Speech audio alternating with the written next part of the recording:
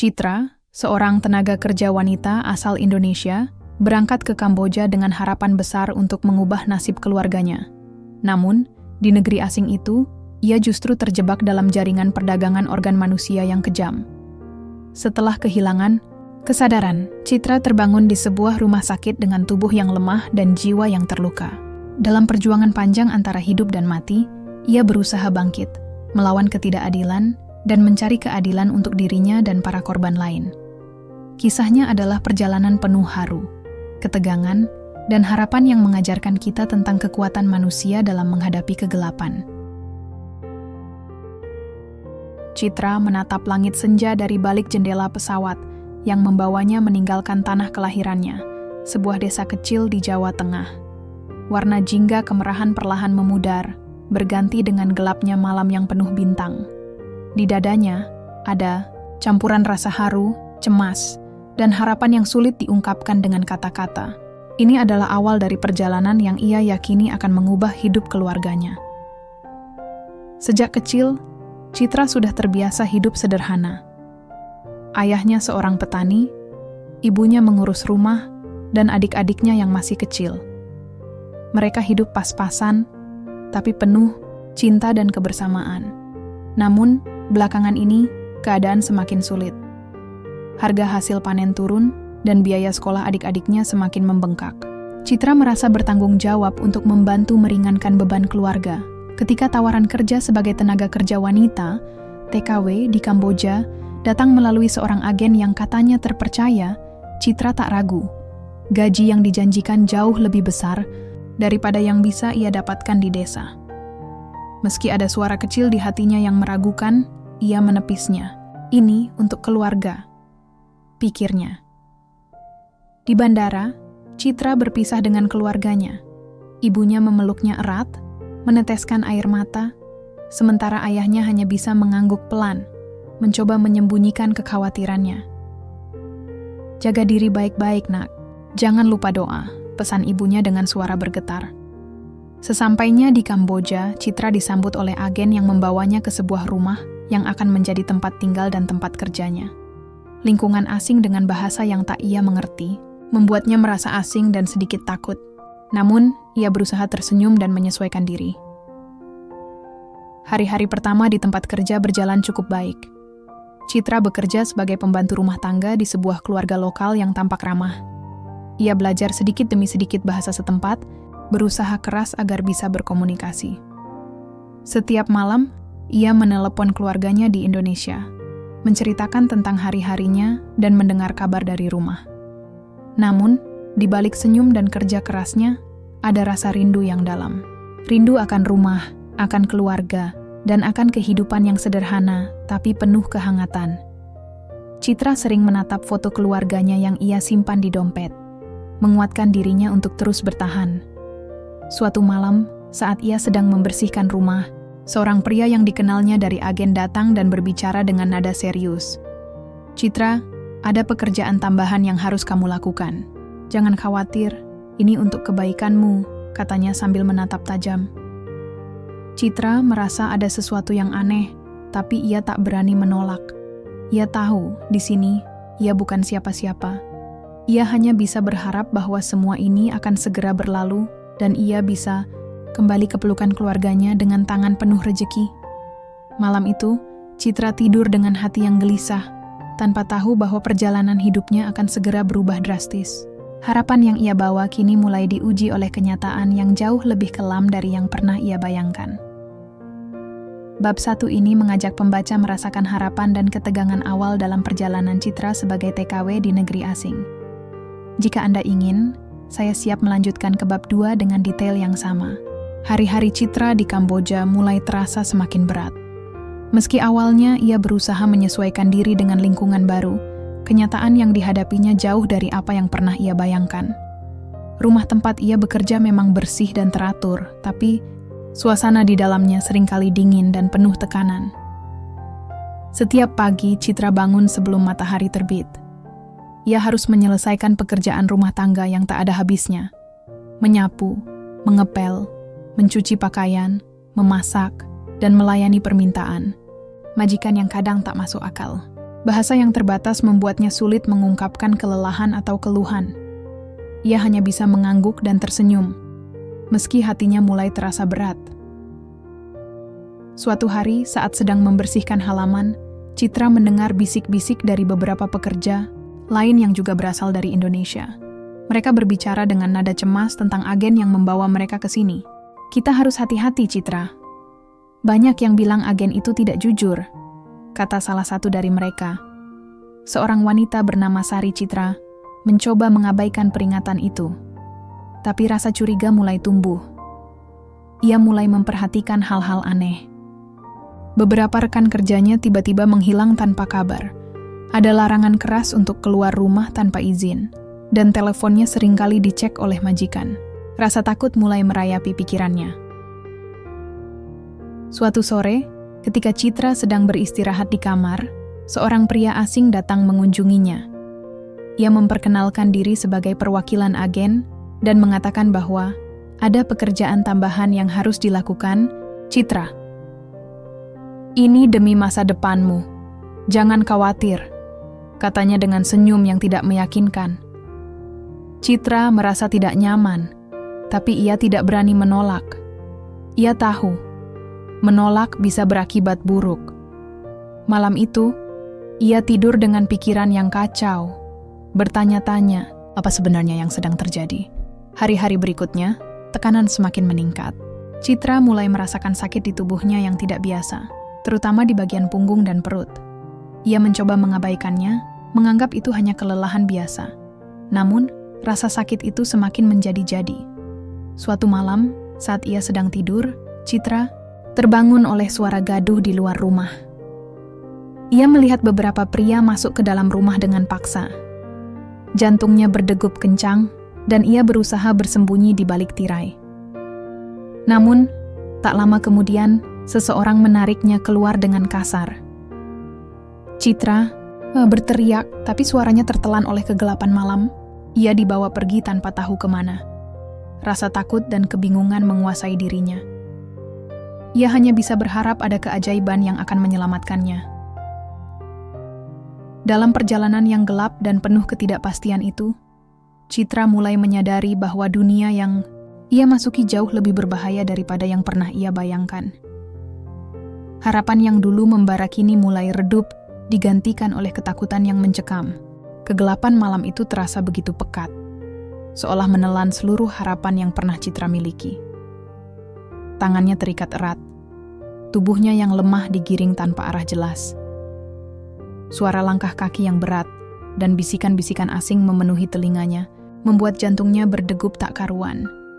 Ia berusaha melawan, tapi tenaga yang tersisa sangat sedikit. Air mata mengalir tanpa henti, membasahi pipinya yang kotor. "Kenapa aku? Kenapa harus aku?" pikir Citra dalam hati, rasa takut dan putus asa bercampur menjadi satu. Ia tidak mengerti apa yang sedang terjadi, hanya tahu bahwa dirinya kini terperangkap dalam situasi yang mengerikan. Setelah perjalanan yang terasa seperti mimpi buruk tanpa akhir, Citra dibawa ke sebuah tempat yang asing dan dingin. Ia hanya bisa merasakan bau antiseptik yang menusuk hidung dan suara alat-alat medis yang berdengung di sekelilingnya. Tubuhnya terasa sakit luar biasa, terutama di bagian perut dan punggung. Ia mencoba membuka matanya, tapi pandangannya kabur dan berat. Ketika akhirnya sadar sepenuhnya, Citra mendapati dirinya terbaring di ranjang rumah sakit. Seluruh tubuhnya terasa lemah, dan ia kesulitan menggerakkan anggota tubuhnya. Di sampingnya, seorang perawat yang ramah mencoba menenangkan dengan senyum lembut. "Tenang, kamu sudah aman sekarang," kata perawat itu dalam bahasa Inggris yang sederhana. Citra hanya bisa mengangguk pelan, mencoba memahami apa yang sedang terjadi. Sedikit demi sedikit, ingatan tentang penculikan dan perjalanan mengerikan itu kembali menghantui pikirannya. Ia mulai menyadari kenyataan pahit. Dirinya menjadi korban perdagangan organ manusia. Organ tubuhnya yang berharga telah diambil secara paksa, meninggalkan luka yang dalam dan rasa sakit yang tak terbayangkan. Hari-hari di rumah sakit berjalan lambat. Citra harus menjalani berbagai pemeriksaan dan perawatan medis yang melelahkan. Selain fisik yang rapuh, ia juga berjuang melawan trauma psikologis yang menghantuinya. Malam-malamnya dipenuhi mimpi buruk dan rasa takut yang sulit dihilangkan. Namun, di tengah kegelapan itu, ada secercah harapan yang mulai tumbuh. Seorang dokter muda yang peduli mulai mendekati Citra, memberikan dukungan dan semangat. Ia menjelaskan bahwa Citra tidak sendirian, dan ada banyak orang yang berjuang untuk melawan jaringan kejahatan ini. Ini bukan akhir dari segalanya, Citra. Kamu kuat, dan kamu akan bangkit kembali, kata dokter itu dengan penuh keyakinan. Meski luka fisik dan batin masih menganga, Citra mulai merasakan kekuatan baru dalam dirinya. Ia tahu, perjuangan belum selesai. Ia harus bertahan, bukan hanya untuk dirinya sendiri, tapi juga untuk keluarganya, dan semua korban lain yang terperangkap dalam kegelapan yang sama. Di balik jeruji besi dan dinding rumah sakit, Citra menatap langit yang samar terlihat dari jendela. Ia berjanji pada dirinya sendiri bahwa suatu hari nanti ia akan bebas dan membalas semua penderitaan yang telah ia alami. Harapan itu menjadi cahaya kecil yang menuntunnya melewati hari-hari penuh kesakitan. Hari-hari di rumah sakit berjalan lambat. Tapi, bagi Citra, setiap detiknya adalah perjuangan yang tak pernah berakhir. Luka fisik yang menganga di tubuhnya perlahan mulai sembuh, tapi luka di hatinya jauh lebih sulit untuk disembuhkan. Setiap kali ia menutup mata, bayangan gelap penculikan dan pengkhianatan itu kembali menghantui, membuatnya terjaga di tengah malam. Namun, di tengah kesendirian dan rasa sakit, Citra menemukan kekuatan yang tak pernah ia sadari sebelumnya. Dokter muda, yang selalu setia mendampinginya Pak Arif, bukan hanya memberikan perawatan medis, tapi juga menjadi teman bicara yang sabar dan penuh pengertian. Kamu bukan korban yang lemah, Citra. Kamu adalah pejuang, kata Pak Arif suatu sore saat matahari mulai meredup di balik jendela kamar. Citra mulai membuka diri, menceritakan semua yang ia alami, dari awal keberangkatan hingga penculikan yang mengerikan.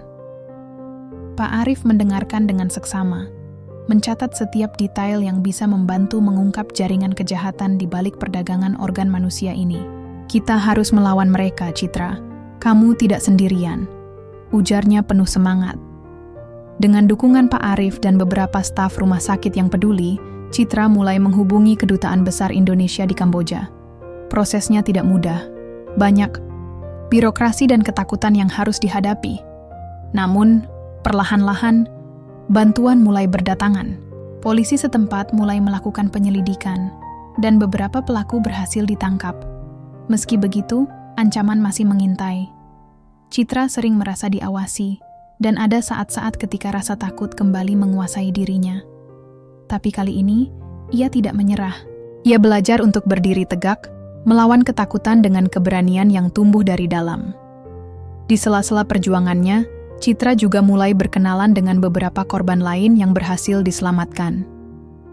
Mereka berbagi cerita, saling menguatkan, dan bersama-sama merencanakan langkah untuk membantu lebih banyak korban.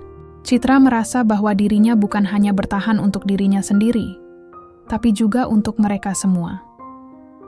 Suatu hari, saat ia duduk di taman rumah sakit, Citra menatap langit biru yang cerah.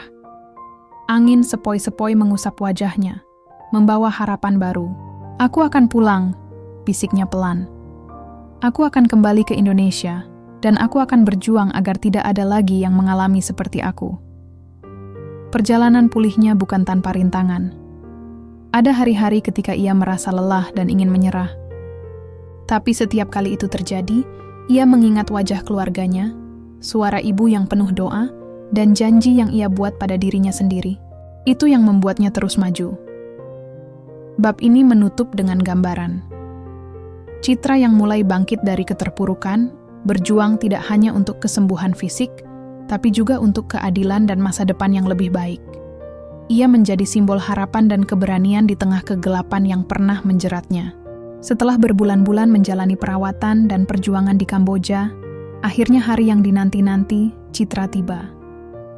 Ia mendapatkan izin untuk kembali ke Indonesia, pulang ke pelukan keluarga yang selama ini menjadi sumber kekuatannya. Namun, pulang bukan berarti semua luka langsung hilang. Justru, perjalanan baru untuk sembuh dan bangkit sesungguhnya baru saja dimulai. Sesampainya di kampung halamannya, Citra disambut dengan pelukan hangat dari ibu, ayah, dan adik-adiknya. Air mata bahagia mengalir deras, menghapus lelah dan duka yang selama ini menumpuk. "Kamu kuat, Nak. Kami bangga padamu," kata ibunya sambil menggenggam tangan Citra erat. Meski fisiknya mulai pulih, Citra tahu bahwa luka batin masih dalam. Ia sering terbangun di malam hari dengan mimpi buruk yang menghantui. Namun kali ini ia tidak lagi merasa sendirian. Keluarga dan teman-teman di desa memberikan dukungan yang luar biasa, membantu Citra menjalani terapi dan konseling agar trauma itu perlahan memudar. Tidak hanya berhenti pada pemulihan diri, Citra merasa terpanggil untuk berbagi kisahnya. Ia ingin suara-suara korban perdagangan organ manusia didengar, agar tidak ada lagi yang menjadi korban seperti dirinya. Bersama beberapa organisasi sosial dan pemerintah daerah, Citra mulai aktif mengkampanyekan bahaya perdagangan manusia dan pentingnya perlindungan bagi para TKW. Cerita Citra menjadi inspirasi bagi banyak orang. Ia diundang untuk berbicara di berbagai seminar dan acara komunitas, membagikan pengalamannya dengan jujur dan penuh keberanian. Setiap kali ia berbicara, ada harapan yang tumbuh di hati pendengarnya. Harapan bahwa kejahatan ini bisa dilawan dan dihapuskan. Suatu hari, saat berdiri di depan puluhan orang yang mendengarkan ceritanya dengan penuh perhatian, Citra tersenyum. "Saya pernah terjatuh sangat dalam, tapi saya bangkit. Kita semua bisa menjadi cahaya di tengah kegelapan. Jangan pernah takut untuk melawan dan mencari keadilan," ucapnya dengan suara yang tegas dan penuh semangat. Perjalanan Citra mengajarkan banyak hal, tentang keberanian, keteguhan hati, dan kekuatan harapan. Ia bukan lagi hanya seorang korban, tapi pejuang yang membawa perubahan. Meski masa depan masih penuh tantangan, Citra yakin bahwa dengan bersama-sama, mereka bisa menciptakan dunia yang lebih aman dan penuh kasih. Di akhir cerita, Citra duduk di teras rumahnya, menatap langit senja yang indah. Angin lembut mengusap wajahnya, membawa damai dan keyakinan baru. Ia tahu, perjalanan hidupnya belum selesai, tapi kini ia siap melangkah dengan kepala tegak dan hati yang penuh harapan.